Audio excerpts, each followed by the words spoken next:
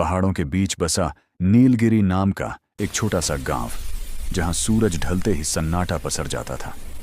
गांव के बाहर एक पुरानी हवेली थी जिसे लोग शापित कहते थे।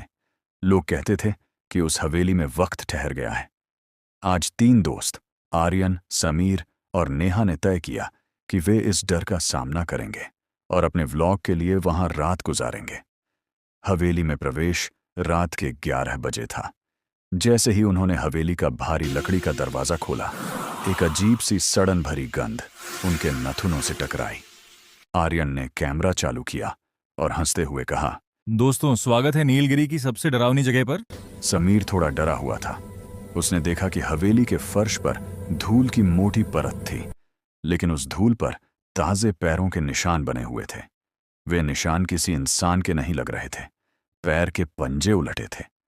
पहली घटना वे हवेली के बड़े हॉल में बैठे ही थे कि अचानक नेहा को किसी के गुनगुनाने की आवाज आई।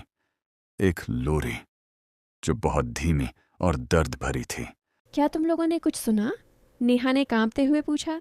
आर्यन ने मजाक में उड़ा दिया, हवा होगी नेहा, डरो मत। तभी अचानक समीर का कैमरा ट्राइपॉड से अपने आप गिर गया। जब समीर ने कैमरा उठाया और रिकॉर्डिंग चेक की तो उसकी चीख निकल गई। फुटेज में उनके पीछे एक परछाई खड़ी थी, एक बहुत लंबी बिना चेहरे वाली आकृति जो ठीक आर्यन के कान के पास कुछ कह रही थी।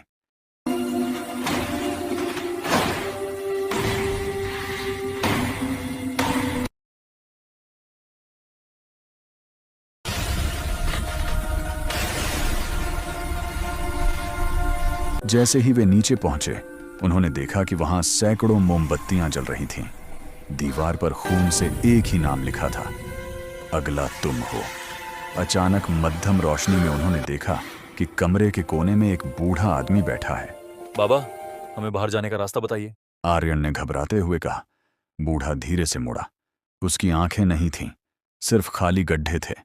उसने एक खोखली हंसी के साथ कहा, इस हवेली से बाहर सिर्फ वही जाता है जिसे मैं चुनता हूं, और आज मैंने किसी को नहीं चुना। तभी फर्श की मिट्टी फटने लगी और अनगिनत हाथ बाहर आने लगे। नेहा और समीर को उन हाथों ने खींच लिया। आर्यन चिल्लाता रहा, भागता रहा, लेकिन वो जिस कमरे में जाता, घूम फिरकर वापस उसी काल कोठरी में पहुंच जाता।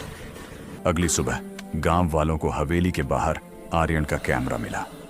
जब पुलिस ने फुटेज देखी तो उसमें सिर्फ आर्यन अकेला था। वह खुद से बातें कर रहा था, खुद को ही चोट पहुंचा रहा था, और अंत में उसने खुद को उस काल कोठरी में बंद कर लिया।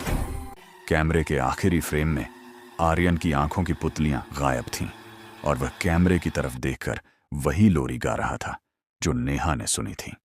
आर्यन के लापता होने के ठीक 1 साल बाद उसका बड़ा भाई विक्रम, जो एक पैरानॉर्मल इन्वेस्टिगेटर है, नीलगिरी गांव पहुंचता है। उसके साथ उसकी टीम और हाईटेक उपकरण हैं। विक्रम को यकीन नहीं था कि आर्यन पागल हो गया था। उसे लगा कि उस हवेली में कुछ ऐसा है जो विज्ञान की समझ से बाहर है।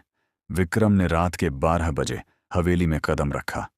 उसके पास ईएमएफ मीटर था जो अचानक लाल निशान पर पहुंच गया।